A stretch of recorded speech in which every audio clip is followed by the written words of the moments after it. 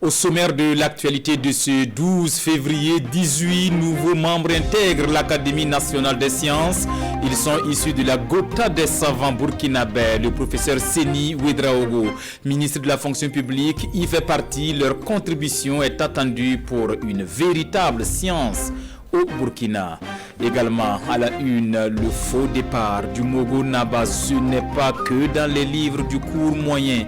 Tradition respectée chaque vendredi, le Mogo Naba Bangogo sur son cheval ce matin. Un faux départ à suivre dans ce journal.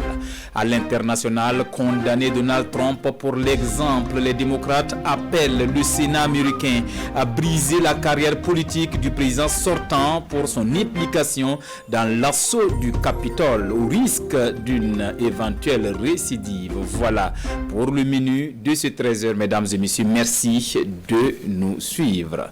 18 nouveaux membres intègrent l'Académie nationale des sciences, la Gotha des grands savants du Burkina, dont le professeur Frédéric Ouattara, physicien, le professeur Seni Ouedraogo, constitutionnaliste, et le professeur Karifa Bayo, chimiste. Ces désormais membres perpétuels de la crème du savoir vont contribuer à l'installation d'une véritable science au Burkina. Cérémonial d'installation hier au cours d'une assemblée générale extraordinaire de cette académie, en image avec Rasmane Zundi et Fousseni Kindo. Ils font partie du Gotha des sciences, des arts, des lettres et des techniques au Burkina Faso. Ces grands esprits scientifiques de notre temps font leur entrée dans l'Académie nationale des sciences de notre pays. Ils sont élus pour leurs compétences, mais bien plus, ils doivent ajouter de la terre à la terre pour que la termitière vive. J'espère pouvoir compter sur l'accompagnement et le conseil avisé de ces années-là pour petit à petit apporter ma modeste contribution, je dirais, à la production scientifique au Burkina. Je crois que c'est une reconnaissance qui certainement doit encourager les jeunes aussi à se mettre sur le chantier du travail et de nous dire, c'est l'accordé, nous devons être capables aussi de tirer les autres aussi pour que demain, ce soit eux qui nous rejoignent à l'Académie du Burkina Faso. Créée en 2013, l'Académie nationale des sciences, des arts et des lettres du Burkina Faso veut s'imposer par ses orientations face aux nouveaux enjeux scientifiques et techniques. Elle permet d'émettre des avis objectifs pour aider tous les politiques à prendre les bonnes décisions.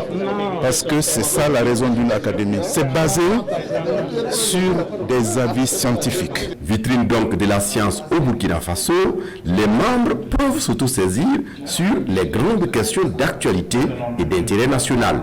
Toute chose qui réjouit les autorités de ce pays. Nous pensons que dans les prochaines années, l'Académie va atteindre son nombre critique pour pouvoir être véritablement ce conseil scientifique dont tout gouvernement responsable a besoin aujourd'hui dans un monde malmené par des crises multiples pour pouvoir prendre des décisions toujours avisées. Le collège de l'Académie des sciences a un effectif de 75 membres, mais pour le moment, ils sont une quarantaine. Réconciliation nationale nécessaire pour un nouveau départ plus serein. Eh bien, le Conseil d'information et de suivi des actions du gouvernement souhaite, par voie de presse, que l'on tire les leçons du passé. Les dossiers de crimes de sang, de crimes politiques, économiques et environnementaux, rien n'est à négliger. Pour le CISAC, le département de Zéphirin-Diablé doit agir avec tact s'il veut réussir le processus de réconciliation en cours. Compte rendu de Yafama Rojikam et Estelle Judith Assogba. Les échanges entre le CISAC, le Conseil d'information et de suivi des actions du gouvernement et les journalistes se sont principalement axés sur la réconciliation nationale au Burkina Faso. Pour le CISAC, il faut d'abord faire la part des choses dans les dossiers à prendre en compte dans ce processus de réconciliation nationale. Pour notre part, les dossiers dont les personnes ont été dédommagées ne doivent pas faire partie de cette réconciliation, d'où un certain nombre de dossiers méritent une attention particulière. Le CISAC préconise aussi que les acteurs nationaux et ceux de l'étranger soient partie prenante, surtout pour des dossiers concernant les crimes économiques et environnementaux. Car les crimes économiques et environnementaux peuvent susciter des conflits majeurs puisqu'ils touchent non seulement à l'économie et donc au mieux-être des Burkinabés, mais aussi au développement durable. S'agissant des crimes de sang et des crimes politiques comme les dossiers Thomas Sankara, Norbert Zongo, l'insurrection populaire et le putsch manqué de 2015, chacun a sa particularité selon le CISAC et doit être traité comme tel. Le Conseil d'information et de suivi des actions du gouvernement pense qu'il y a une nécessité de tirer les leçons du passé afin de réussir le processus de réconciliation en cours. On vient de l'apprendre, 70 personnes de la société burkinabé des filières alimentaires licenciées pour des raisons économiques, un dégraissement des effectifs en cours et les responsables de la SBFA de s'expliquer ce matin face à la presse leur version des faits sur ces licenciements économiques avec Salifou Belem et Pascal Kané. La société burkinabé des filières alimentaires est dans les tourments. Depuis maintenant 4 ans, la société perd des parts de marché et de l'argent. Des difficultés que ses premiers responsables imputent à la situation sécuritaire et à des charges de fonctionnement trop élevées. Alors, la direction a décidé d'un plan de redressement qui passe par le licenciement d'au moins 70 personnes. On sait que c'est des bosseurs, on sait que ce sont des gens qui ont construit la force de notre marque. On ne peut pas les laisser dans la rue. On veut continuer à travailler avec eux. On n'est pas très heureux d'en arriver là. Mais la situation l'exige, il faut pouvoir prendre des responsabilités.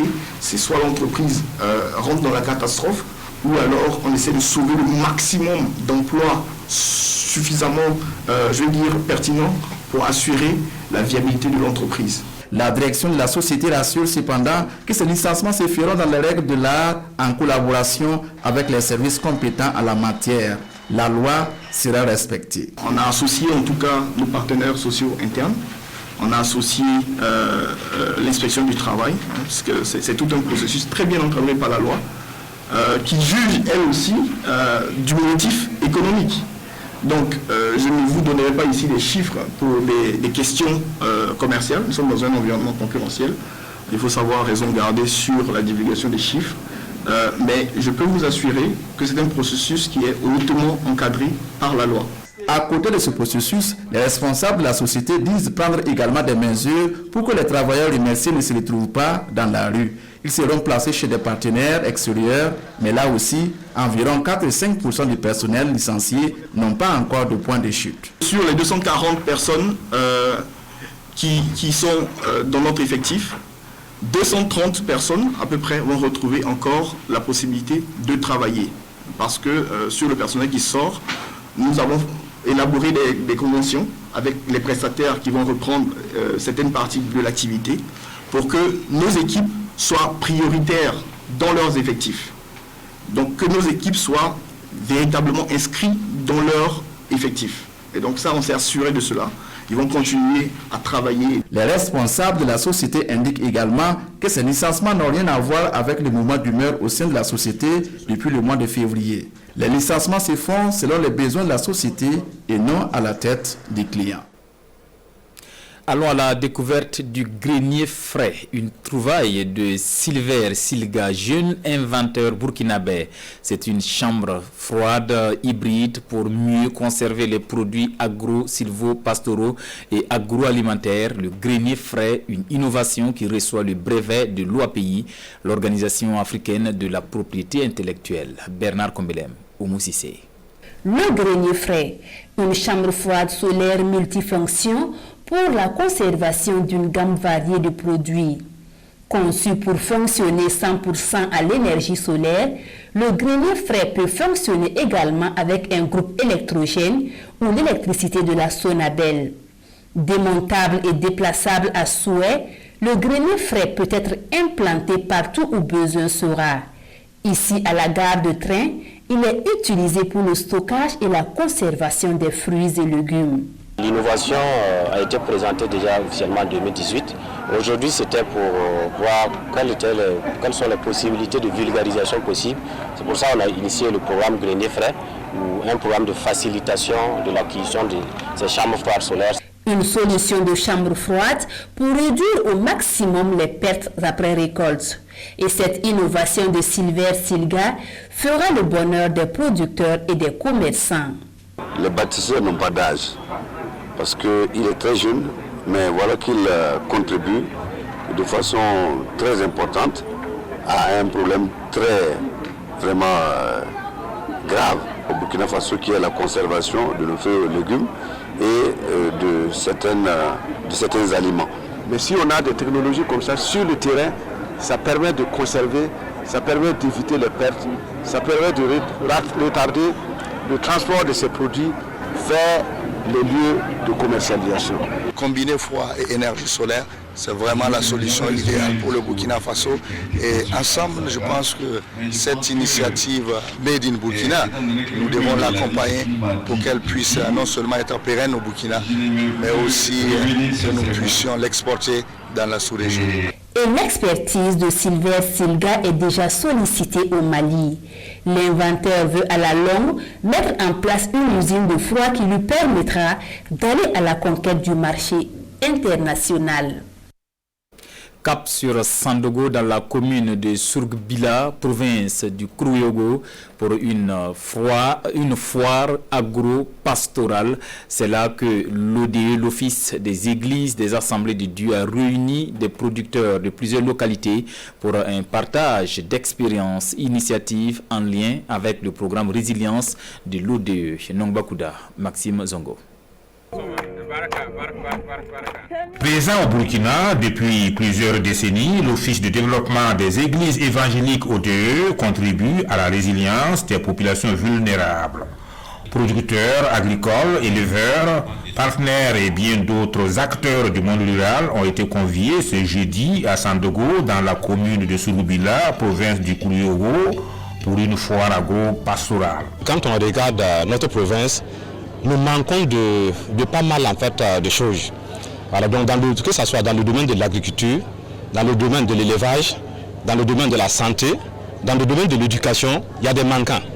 Mais avec la présence de l'ODE, nous voyons que l'ODE apporte pas mal de choses dans ce secteur-là. Cette tribune donne ainsi l'occasion aux acteurs du monde rural d'exposer leur production, mais également de partager leurs savoirs locaux. Nous savons que les efforts de développement que nous entreprenons aux côtés des producteurs, si nous voulons que ça prenne et que ça dure dans le temps, il faut que les producteurs et productrices eux-mêmes se rencontrent.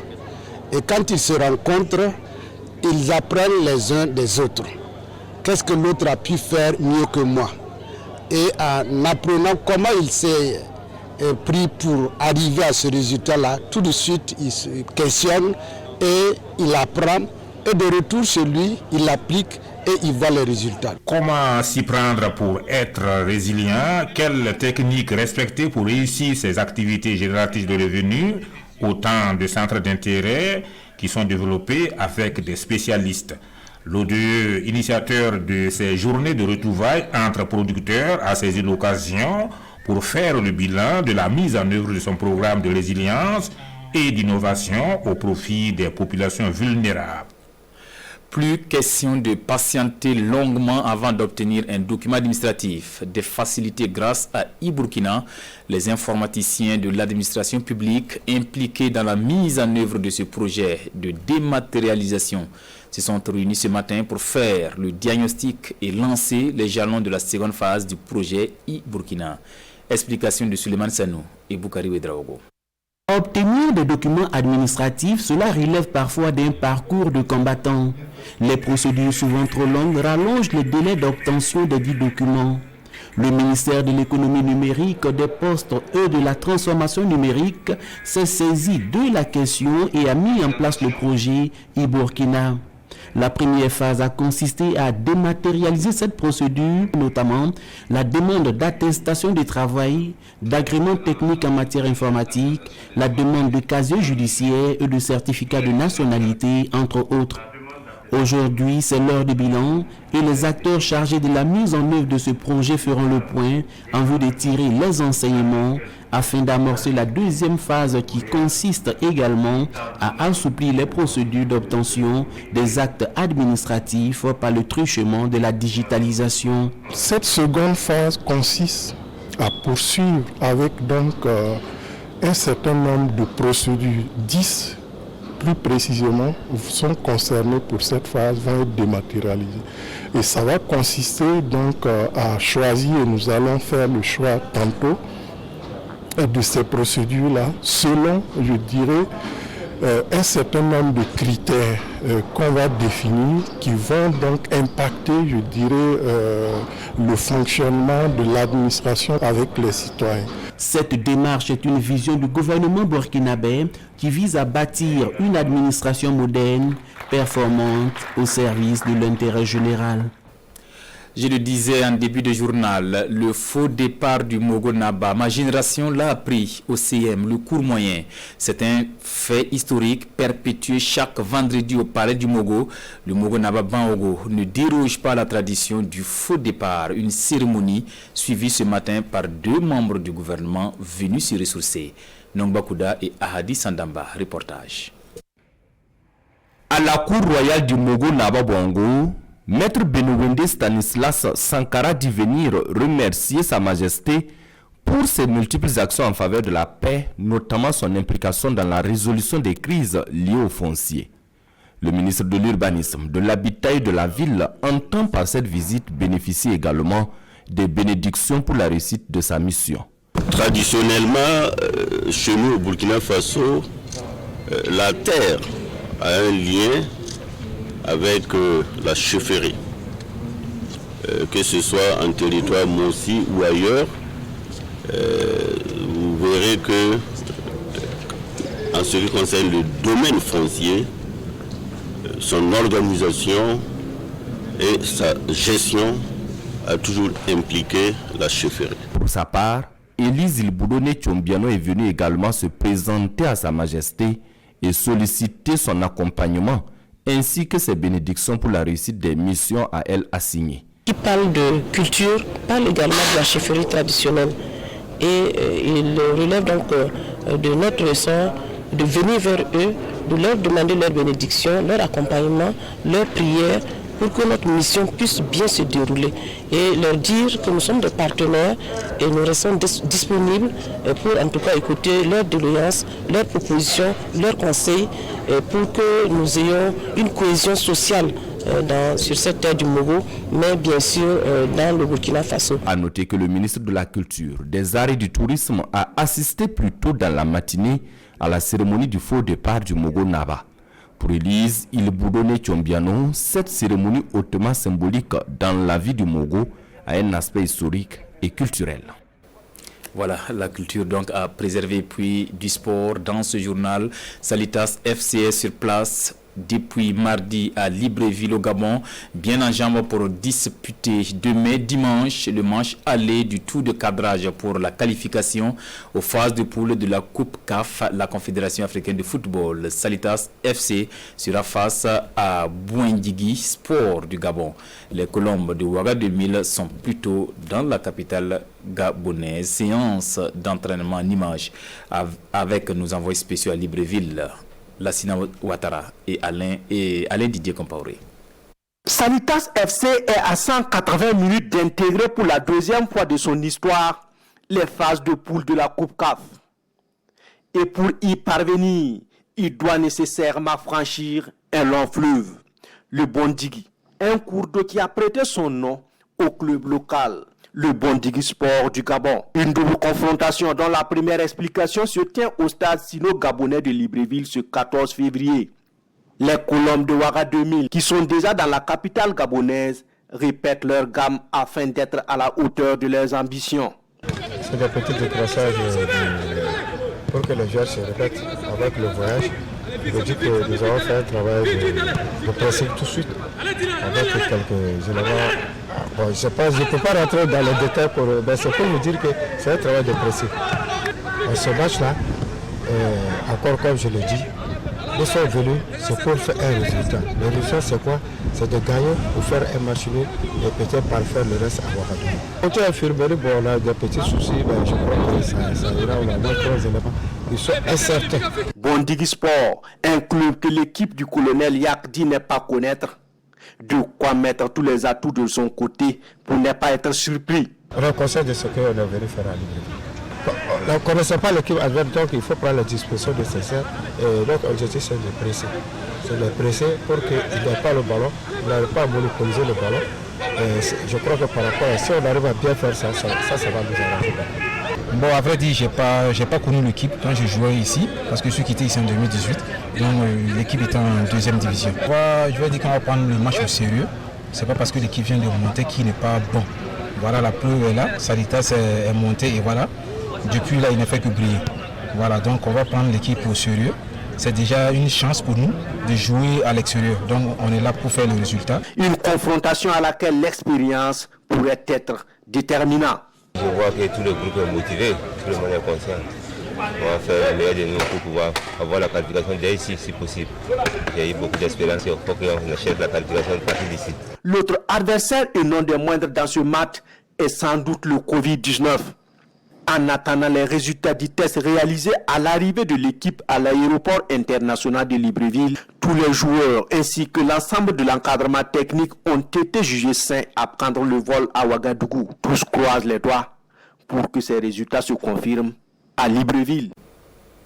Punir pour l'exemple, c'est aux États-Unis d'Amérique. Les démocrates appellent le Sénat à condamner Donald Trump pour éviter une éventuelle récidive. C'était lors du procès de mise en accusation de Trump, l'ancien président américain, pour incitation à l'insurrection lors de l'assaut meurtrier du Capitole. Témoignage.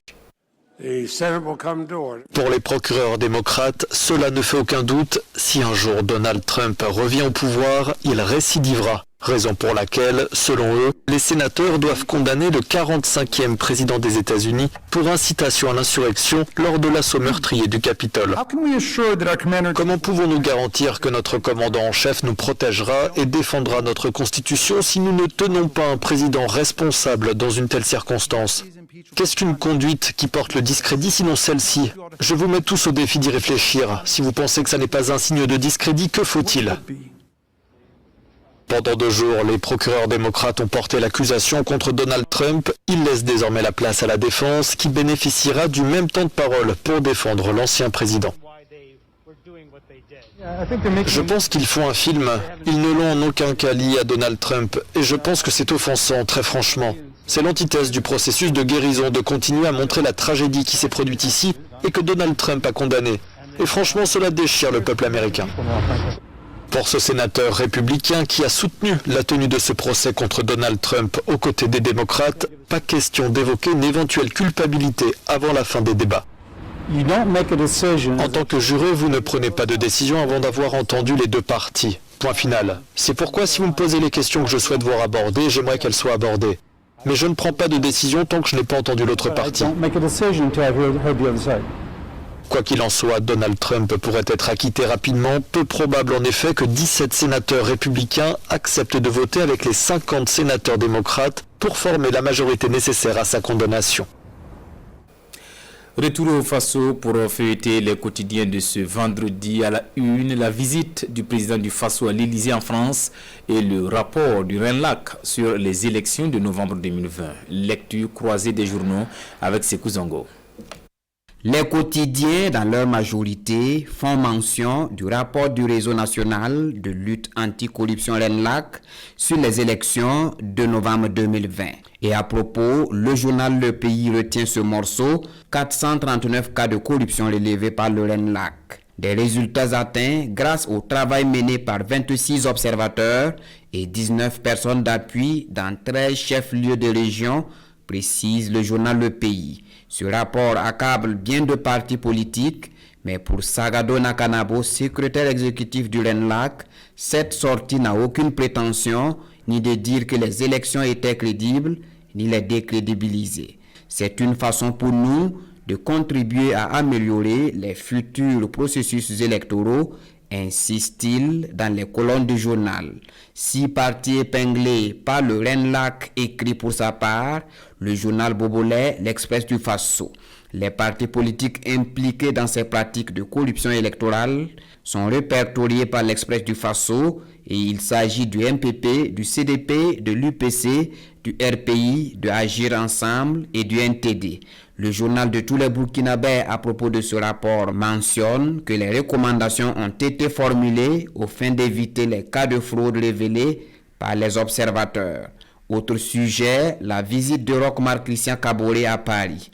L'Express du Faso revient sur la question et note que les deux chefs d'État ont examiné la coopération entre les deux pays ainsi que la situation de la lutte contre le terrorisme qui sévit dans le Sahel. Aussi, relève le journal, les deux hommes ont harmonisé leur position en prélude du sommet G5 Sahel à N'Djamena, dans la capitale tchadienne. Voilà pour l'essentiel de l'actualité de cette mi-journée. Merci de la fidélité à la RTB.